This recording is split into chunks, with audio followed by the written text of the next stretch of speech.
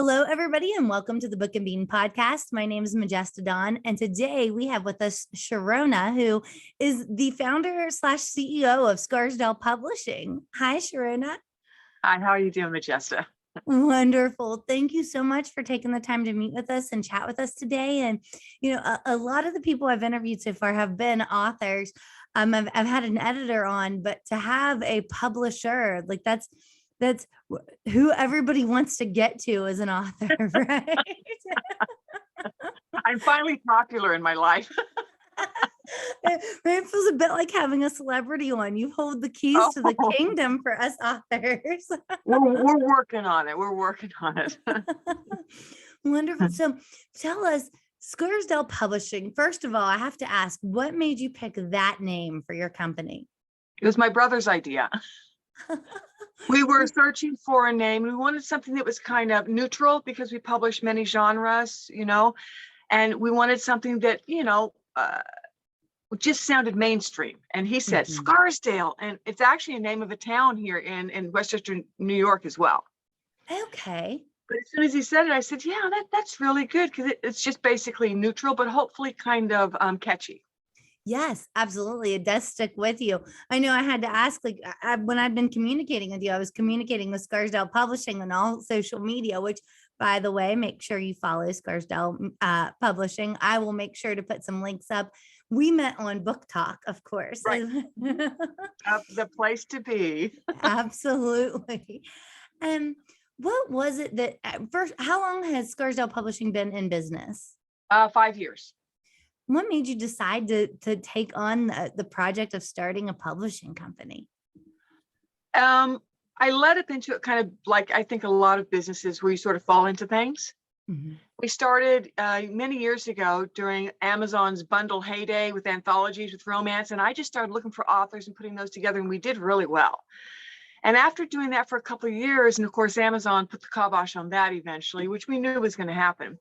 But I liked working with authors so much. And I said, I'm thinking about trying some like new fiction, the authors would write. So I did a couple collections and found I loved it. So slowly but surely, I had my managing editor who I'd known for years. And without her, I could have never started at all. Kim Como, she'll see this. And then slowly, finding editors who wanted to work, and were as thrilled about books as we are. Just falling into it basically. But once we started it, man, we fell in love.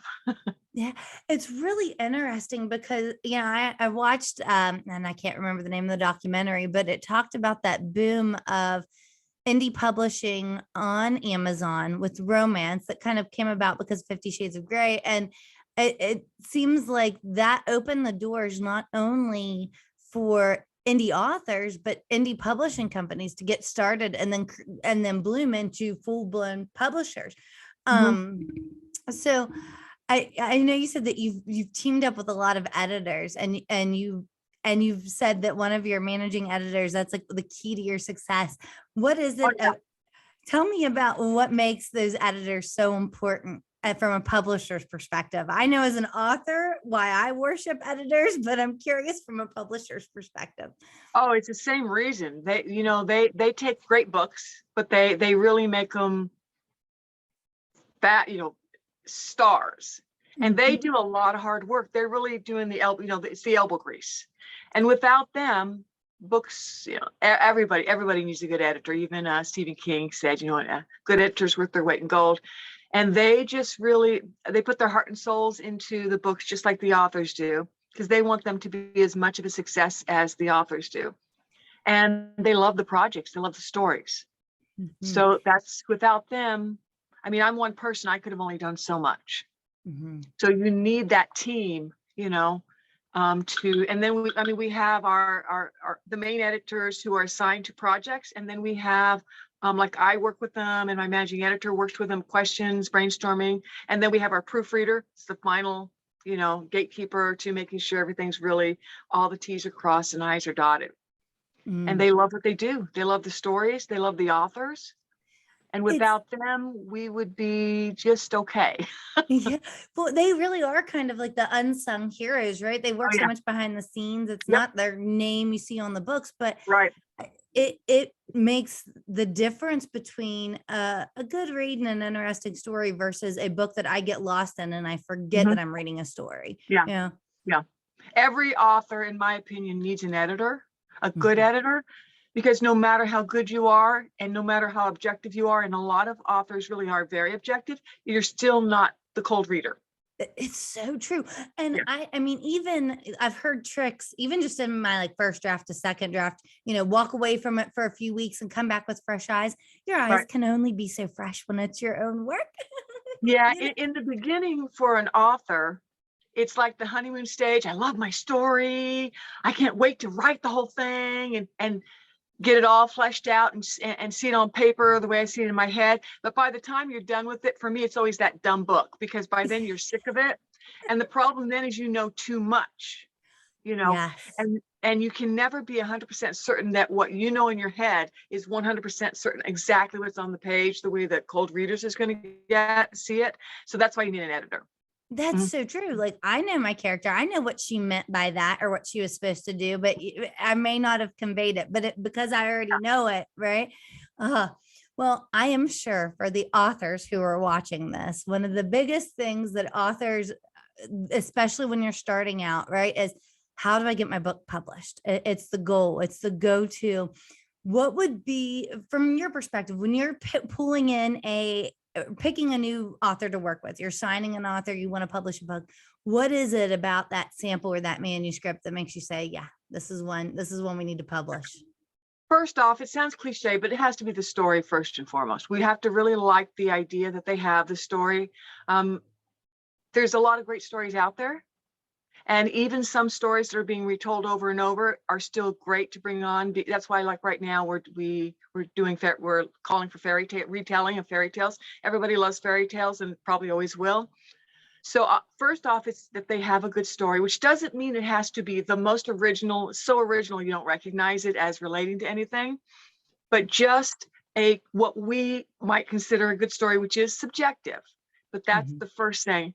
The second thing is we do have to feel that the author has enough of a grasp on writing it so that while we know there are going to be edits and sometimes there are substantial edits, we want to have faith in their ability to contribute to that process because it is their book and we Mhm. want it to remain their book. Even if we have to do substantial edits, we still want them to be a major part of, if not the most major part of that process. So we want to have confidence that they can put that effort into it and even have enough insight to understand when changes need to be made, because it's hard to kill your baby. It's It is. really hard to kill. It's hard for everybody, but you have to. You really have to be willing. You have to be not married to the words exactly. Um, Mhm. so those are the two major things, which is subjective, but for us, it's all about did they flesh out the story well? Not perfectly, because there's always work to be done, Right. but did they flesh it out well? Do they understand their story, their characters pretty well, you know? Mhm. Even if the writing needs a little work, that will shine through. Uh, Mhm. so take time to understand your characters, please. Take time to really look at your plot and don't think the editor should fix it for you. Try to do it yourself first. We will help. That's what we're there for, and things will need work on. So don't be surprised, but don't think that it should be their job. Yes. Think of it as if this is everything I could possibly do to this book before you Mhm. send it. Then don't be shocked when more needs to be done, but think that. That's so true. I kind of went into it when I was putting my book out there, the same thing. Like, okay, I did a first draft, I did a second draft, I read back through it, made sure it was okay, Mhm. felt like it was good. I knew I tried to make it publish ready. I knew there was gonna be those edits, those grammatical things that I missed, Right. but it's hard. What would you say? But I like that you pointed out that it's subjective, right? I Yeah. think Oh, that absolutely it is. Yeah. I, Mhm. I I know that so many people get I know I got probably 15 rejection letters before I got Oh, an I have a stack acceptance. this big, and for my first book, way back when, before the internet world, I kept it just to remind myself. See, that's what you had to learn in single sheet rejections. Yes. I know what you mean. Yeah. Yeah. So what advice would you give to those people that get that first rejection letter? Like as a publisher, since it is subjective, So first of all, go ahead and feel bad and cry if you want to. It's okay. get that with the Everybody, ice cream. oh, everybody's going to feel bad. The beginning is the beginning, and sort of if it goes on for a while, sort of toward the end, because you begin to think, oh my God, will I ever get it? The middle is not so bad because you've gotten a little bit of thick skin and you still see light at the end of the tunnel, right? But if it goes on for a while, the light inside you begins to dim a little bit. So in the beginning, go ahead and say, oh my God, oh, it's so bad, because it kind of feels that way. It definitely feels that way. The bottom line is if you want it bad enough, you'll keep going. That's what it comes down to. I remember there's a very wonderful teacher, Peter Selgin, who's a teacher, writing teacher. And I read in his book, he said one of his students came to him and said, I'm going to give this writing thing 5 years. If it doesn't pan out, I'm going to go back to work for my dad in his butcher shop. He had a big shop, meat packing plant or something. And Peter said in the book, he thought to himself, or maybe he said he'll tell him, well, he should probably go back now, because if he's not fully invested, he'll never make it. It's a tough business and you have to want it. You have to want it, period. That's all there is to it. 100%, because the rejection is going to happen. But when you find that publisher that's right for you, if you keep going after it, if you're willing to put in the work, if you, like you said, are willing to not be married to be willing to make some changes when that feedback comes in. And that's probably that's a scary part too. Do your authors get nervous when it goes out to beta readers, or that first little bit of feedback comes in too? Like, is that nerve-wracking for them? The way we try to ease our authors in.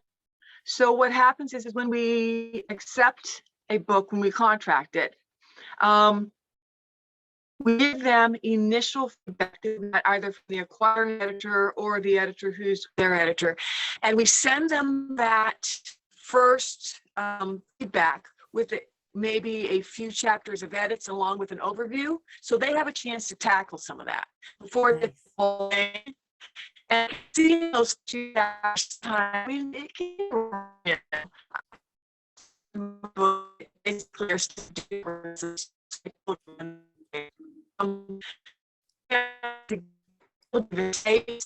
Without the whole thing being overwhelmed, because it can, especially for new authors in kind of classes and aren't accustomed to edits, it's tough.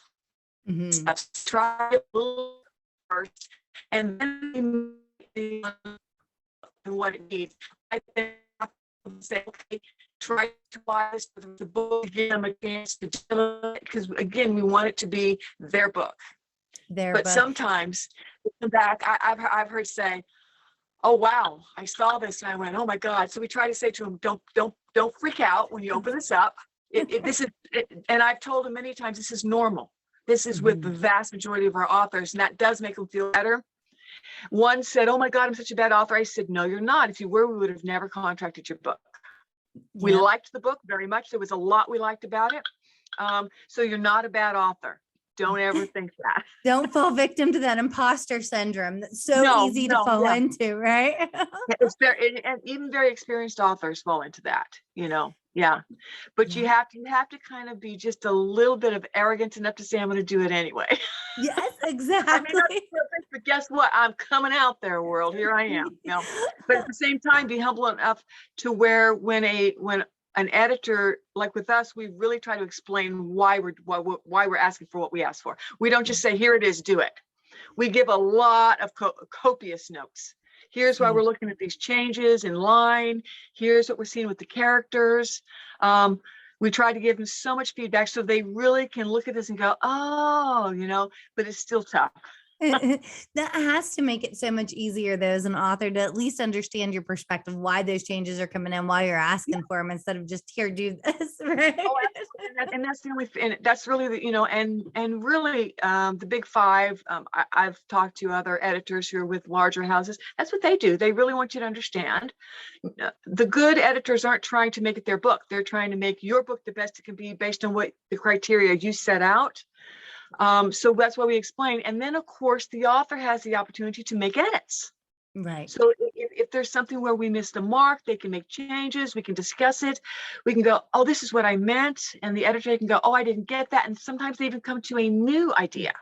Nice. Working together. It's all about a team, right? Yeah. And that's really the beauty of being able to work with a publisher is you have that backing, that team. You're not in it alone. Absolutely. Right?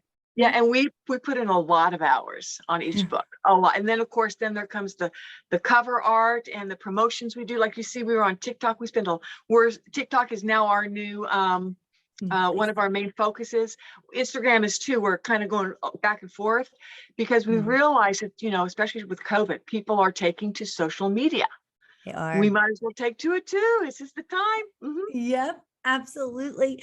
Well, Sharona, thank you so much for coming on and talking about Scarsdale Publishing. And are you currently accepting authors? Is there somewhere you'd like to shout out or a certain type of stories you're looking for right now? Anybody who wants to send a submission to us can go to our website and there's a submissions page. Yeah, we are looking for retelling of fairy tales. We are also looking for queer retelling of fairy tales, both, queer and straight. We are looking for queer fiction, new adult in particular. Now we're looking for all of it, but that is something we're seeing that's not out there. So we'd like to see, there's got to be some great new adult queer stories. Now we like new adult romance across the board, by the way. So anybody who's got that, and of course, strong female characters, bring it on. Anything you've got with strong female characters, and it doesn't have to only be romance. We publish sci-fi, fantasy. One of our more recent releases is The Illiterate Daughter by Chia Gowns of Vang. I got to pronounce it correctly. And it's YA based on true events that happened to her family when they escaped Vietnam after the war. Wow, that's amazing. Oh, it is. It is. And the events are actually what happened to her and her husband's family. She put it together in one story. That's amazing. And I will make sure to link up your website to the description to this video. If you're watching on YouTube podcast, if you're listening, wherever you listen to podcasts, because go check out some of the new releases coming out from Scarsdale Publishing. If you're an author and you're looking to find that publisher, definitely try submitting. I mean, hey, it may work, it may not, right? But it's worth sending it out there for sure. Yeah. Thank you so much, Sharona, for being a guest today. And everybody, stay reading.